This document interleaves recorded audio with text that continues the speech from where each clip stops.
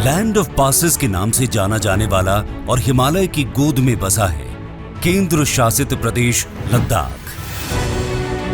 विराट संभावनाओं वाला लद्दाख पिछली सरकारों के भेदभाव के चलते विकास की दौड़ में कहीं पीछे छूट गया था।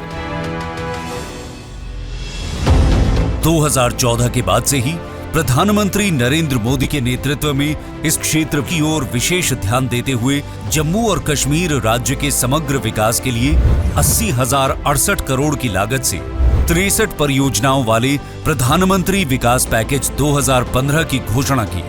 इन 63 परियोजनाओं में से 21,441 करोड़ की 9 परियोजनाएं विशेष रूप से लद्दाख के लिए थी। इतने प्रयासों के बावजूद ये क्षेत्र विकास की राह में अभी भी पिछड़ रहा था। लेकिन समय बदला जब गृह मंत्री श्री अमित शाह ने प्रधानमंत्री नरेंद्र मोदी के नेतृत्व में धारा 370 समाप्त कर जम्मू और कश्मीर पुनर्गठन अधिनियम 2019 से लद्दाख को अलग केंद्र शासित प्रदेश का दर्जा दिलवाया और लद्दाख के नागरिकों के जीवन को एक नई दिशा देने का काम किया। लद्दाख के चौतरफा विकास की रफ्तार में और भी तेजी लाने के लिए केंद्र सरकार ने बजट एलोकेशन में बढ़ोतरी करते हुए लद्दाख को प्रतिवर्ष 5,958 करोड़ रुपए मुहैया कराए गए हैं। लद्दाख के सभी रास्तों को आपस में जोड़ते हुए राजमार्ग, सड़कें और हेलीपैड का निर्माण किया गया है, जिससे टूरिज्म की अपार संभावनाएं बढ़ी हैं, जिससे आज रोजगार के नए साधन उपलब्ध हो रहे हैं। टूरिज्म को विशेष रूप से विकसित करते हुए 10 नए टूरिस्ट सर्किटों और पर्यटकों के साथ पर्वतारोहियों के लिए 5 नए ट्रैकिंग रूट को खोला गया है।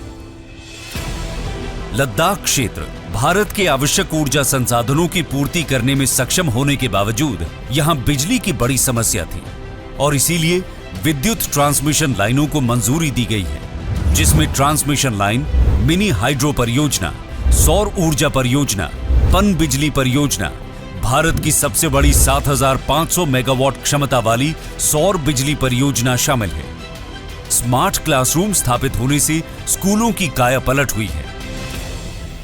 इसके अलावा लद्दाख वासियों की विश्वविद्यालय की वर्षों पुरानी मांग को भी पूरा करते हुए केंद्रीय विश्वविद्यालय की स्थापना को भी मंजूरी दी गई है। इससे लद्दाख के शैक्षणिक ढांचे को मजबूती मिलेगी।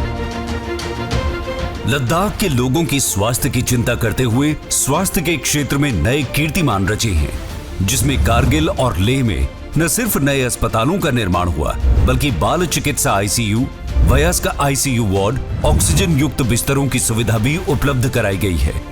लद्दाख के संपूर्ण विकास के लिए सिडको की स्थापना की गई है। साथ ही लेह में 1,000 मैट्रिक टन कोल्ड स्टोरेज का निर्माण और लद्दाख ग्रीन हाउस परियोजना की शुरुआत की गई है।